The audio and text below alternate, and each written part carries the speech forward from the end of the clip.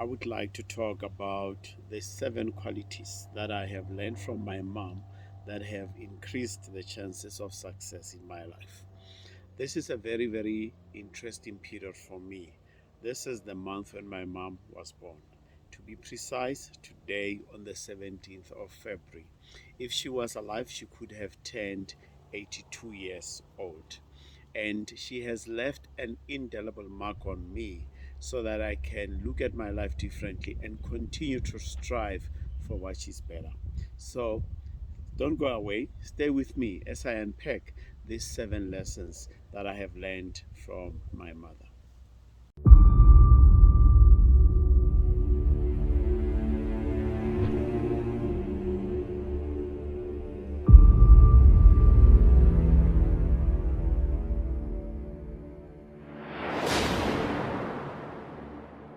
Let's get into it. The first one is the quality of being grounded. The quality of being grounded simply means that you've got a balanced outlook to life. You've got a sensible outlook to life. And that comes as a result of the level of self awareness that you build around yourself. And I was so amazed about that quality of groundedness that she had. She had her feet firmly on the ground. She was not easily swayed by things that are coming and passing. And I remember I had a conversation with my aunt who was younger than her to say, but this quality, where does your sister take it? And she said, our mother used to revel about the steadfastness that this lady had.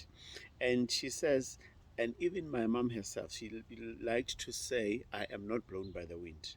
I am not blown by the wind. If the wind goes this way, I don't necessarily have to follow that wind. But that was a common talk that we know where people say, I just don't follow the crowd. I don't just follow any new trend that is coming. I know what I believe in and I know what I stand for. So that quality of being grounded, I have seen it time and time and again as I was growing up. And it is one of the best qualities that I have learned in my mother. And it has assisted me to stand firm on some of the principles and beliefs that I have. Because one thing that she used to say, she said, if you follow every trend that is coming, you will never be able to stand for anything. So you need to know what is it that makes you tick. You need to know what motivates you. And once you know those things, you will not follow everything that comes around. And she also used to say to me, oh, my son, you've got so many friends. And she said to me, many friends, in most cases, they do not help you to focus. They pull you from one side to the next. And she said to me, I grew up having friends, but it was a small circle of friends because I knew those were the people that I can trust who helped me to remain rooted in my true self. And that is the best quality that I have learned from her. Let's look at the second one. And the second one is selflessness. My mother was one of the people that was so selfless. She was helping almost everyone that came across to our house. And I believed that it's something that came with the role that she was playing as a wife of a priest in a church. But again, when I dug deep into her background, I've realized that even from home, she has always been the pillar, standing at the center, trying to help everyone in the family. So most of her families would come to her for anything when they needed assistance. People from the church, they would come to her as well. Strangers would come past our house and she would assist selflessly. But I think as she was growing more older and older, that's a quality that some people took advantage of because they knew that this person is kind and they would constantly come to her because of her kindness. So I have learned a lot about being selfless and not doing stuff for people because I was expecting something in return. But at the same time, I have learned to set boundaries because I also saw from her that a lot of people were coming because she did not set boundaries. They knew that she was just a selfless person. So, yes, I've taken the quality of selflessness, but I have decided to draw boundaries on which line people should not cross as far as I am concerned. The third element that I learned from my mother that I appreciate is the quality of leading from positional power. So let me give you a bit of a background. My mother, is, my father actually was a priest in the Uniting Reformed Church, what was commonly known as the Dutch Church.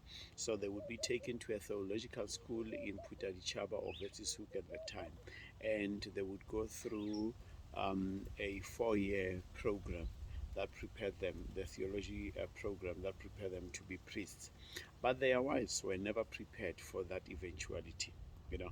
But when they go back into their congregation, they were expected to lead these women who were part of the church. And in some cases, depending which congregation you get hundreds and hundreds of people who are part of this church, and we're expected to lead this cohort of women, different committees in the church. And not only that, because she also is expected to support her partner on the overall running of the church, they were expected to show up and show up strongly. And the reason why I'm saying personal power is because there was no position per se where the person can say, I'm relying on this position and start to throw their weight around. But it was more about dependence on personal gravitas, where somebody leads through confidence, leads through authenticity, because they believe in themselves. They believe in the value of what they deliver to others. It was not about the position that they occupied because she was a wife of a priest. And that for me was so powerful, that here's this woman, not much education, actually not educated, no honors, no badges to show that she has gone to big schools or anything for that matter, but somebody who relied on her cultural training, who relied on training that she received on the streets of life, training that she received in the University of Hard Knocks of life. But out of that, she was able to stand with confidence and drive the congregation in the way that the Lord had expected. Were there ups and downs? Definitely there would be ups and downs if you lead people. Was she fallible? Yes, definitely she was fallible. But at the end of the day, she was never a person who would throw away her weight around saying, I'm a wife of a priest, you will toe my line. But she would be a person that stands up to lead the congregation in the way that the church had expected. And that is why for me, leading from a position of personal power is so powerful than trying to lead from a position of positional power, which is limited, because once that position is taken, you are left with nothing. But you'll be left only with a bruised ego, because there is nothing that fills that particular void. And I told myself when I grow up that I am going to lead from a position of personal power, irrespective of the type of positions that I will occupy as an individual. So, the fourth element that I would like to bring to your attention is that, or rather, what I learned from my mom is that she also loved education. She loved education so much. But unfortunately, she didn't go far as schooling is concerned. The old standard six, because she finished school in the late 60s. Around those times, there was what we call standard six at the time, and she finished only at that point, and she wanted to pursue her studies to go and become a teacher. But unfortunately, difficulties of life would present themselves. She was unable to further her studies. But that did not become a limitation in her life. My mom went on to teach herself some of the things that were critical for her to be able to support my father. I'm noting it in my book, Face the Person in the Mirror, that my mother even asked me to bring some of the accounting books from school so that she can learn how to balance the books of the church. So there was reliance, or expected that she must rely on the white folk in the white church to come and balance the books. But she said one day, I want to know what this person is doing, so that when this person comes, we can have a great conversation, an intelligible conversation about the finances of the church. And I brought the book home. And she was able to balance the books to a point that the person was surprised as to, how did you do this? Did your children do it for you? No. She did it because she believed in the value of education, and she went on to teach herself. To a point where later in life, when we started talking about the leadership of the church, I would bring basic books like One Minute Manager, and she would read those books for her to be able to just advance her understanding of leadership. So, having grown in the Free State, she was more fluent in Afrikaans and a little bit of English. But by reading those books, she became more and more better in her command of the language. And that love of education and the love to advance myself comes from that point of view, where this lady has impacted me to show that you can do something if there's a will, if you believe in yourself, that you can change your situation. So that is one of the powerful lessons that I have learned from her. Equally related to leading from personal power, which is point number 5, is the whole thing of speaking her mind. Sutu people, we are surprising. There are certain names that the Basutu people give to their children. My mother's name is Disebo. Loosely translated, it means gossip. And I wonder, why would somebody name their children gossip? So she used to say, my name is Disebo, meaning my name has got something to do with gossip, but I'm not gossiping. So that was one quality that I appreciated, where she would give feedback. She would not speak behind somebody's back. The great quality that goes with that she had is that she would listen intently, but she would not respond immediately. My mother had this knack, which my older brother, has, of listening to something, and she would not be pushed to respond immediately, and she would just observe and leave things as they are. But once she had facts, she would then come back and speak her mind, and she was not hesitant to give people feedback. And that quality is one of the qualities that I'm still honing. I have not reached the pinnacle, but to to listen to something and absorb it in you and let time pass. And I'm not saying every subject is going to give you that luxury, but the fact that she had that quality of listening and holding and observing things, and then reacted at the right time. She Later in life, I started to understand that she exercised patience, to say you don't have to respond to everything. You've got to take your time. But when you respond with facts, and you don't mince your words, whilst at the same time you are respecting the other person who is listening. So she was able to speak her mind because she had facts behind what she was saying, and she could stand and support what she was saying. So that quality of being able to speak her mind is what I have learned, and I continue to grow my leadership and to impact those that I are surround me, because I can speak my mind when I don't let people trample upon me.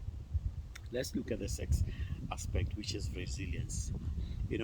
I observed my mother very early in life, where she was a sickly person. Throughout, since I opened my eyes and I was able to observe certain things in life, my mother would fall prey to physical sickness. At one point is high blood, at one point is this, at one point is that and that. And growing up, I have observed her not being able to stand up from the bed. And that has challenged me to learn responsibility very early, because my elderly siblings were not at home. They had already gone out of our small town, so I was always with her. But what I want to say is that every time that we thought that she was down, she would come back and defeat the odds. When you think that we counting down on her life, then she would come back and she would still be strong. So I have learned the power of resilience from her, that even though she was down, even though physical sickness would put her down. And at that time, I didn't know much about mental health, because I started realizing there are things that were happening even in our households, even in the church, that were impacting her. But the manifestation was more physical. But little did we know that There's also impact on the mental health, depression, stress that comes with it. But she would stand up and still lead the family and still lead the congregation. So, a level of resilience that she has shown is something that is remarkable as far as I'm concerned. And as I started becoming older, there are certain things that she started confiding in me, because that outlet is also important as an ingredient to building your resilience. So I appreciate her for not acting too strong, but also being vulnerable, but also coming stronger on the other side of the line. To top it all, which is number 7, the love of God. My mother, probably just like many mothers, were raised in the belief in God. And she also was a custodian of our culture to as well, to add to the mix. And now she gets married to a priest. And this love of God becomes even more maximized as a result of that. She would sit in her space, in her own silence, and just pray. And at some point, you come into the room and she's sewing, and at the same time, singing hymns and or just humming songs. I would say, ask her, but why are you always humming? And she would say to me, that is my way of connecting to God. That is my way of telling God my struggles. That is way of telling God what I appreciate of Him. And she would say, you can be whatever that you want to be in this life. You can think whatever that you can think. But if you do not have God in as the center of your life, you are not going anywhere, my child. You can be as brilliant as you like, but if you do not share the plans that you have with God, then you are going nowhere. And that's where as I started to read the Bible myself, I started getting into the books of Proverbs and understand about us having plans. But if those plans are not centered and directed by God, we're going nowhere. I started to understand what my mother was saying. So all of those lessons that I've learned from my mother, and may her soul rest in peace, they are still with me, and they are still going to push the passion that I am in that. So I will continue to strive to be grounded in my life, to be selfless in my life, to lead from a position of personal power, to love education, to become resilient, to speak my mind, but most importantly, to continue to love God and make God the center of my life. So this month is very important for me, really. And as I close, to say to you, when my mother was born on the 17th of February 1942, I take this as the route which was prepared for me to be born 32 years later from her birth. Was it not for that path, I could not have been here. And that is why my mother is important. And lastly, the reason why I'm also doing this video in this yard is because I've got some of the flowers behind me here, some here in front of me that I took from home, and I planted them in my yard because she liked those flowers. And spiritually, that's one way for me that I connect with her as well. There are many ways that I do to connect with her, but this is just one of those ways in which I connect. Because when I see the flowers that she liked and how she used to go and water them, and when I go through my garden and I water them, I feel her presence. And that is what makes me to always remember the lessons that she had left in my life. And as a result, I continue to practice these 7 things. And please, you might be having something that you have learned from your mother, from your father, from anyone that was important in your life that you might want to share on the comments. And please share so that we can continue to grow this community. Until the next video, I continue to celebrate her life posthumously so. Thank you.